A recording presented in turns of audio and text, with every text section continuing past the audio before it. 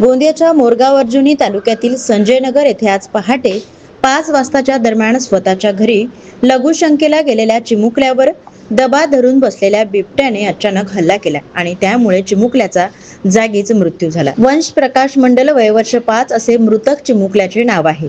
या घटनेनंतर संजयनगर येथील ग्रामस्थांनी वन विभागावर चांगलाच रोष व्यक्त केला आहे।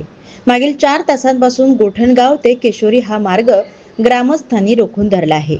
ग्रामस्थांचा रोष व्यक्त करत शासनाच्या गाड्यांची तोडफोड करण्यात आली।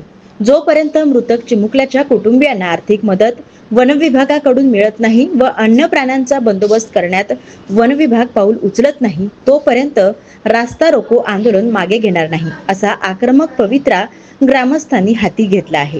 तर यापूर्वी देखील बिबट्याने हल्ला केल्याच्या घटना परिसरामध्ये घडल्या होत्या आणि त्यावेळी बिबट्याला जेरबंद करण्याची मागणी परिसरातील नागरिकांनी केली होती। मात्र वन विभागाने बिबट्याला जेरबंद केले नसल्यामुळे परिसरातील नागरिकांनी वन विभागावर चांगलाच रोष व्यक्त केला आहे।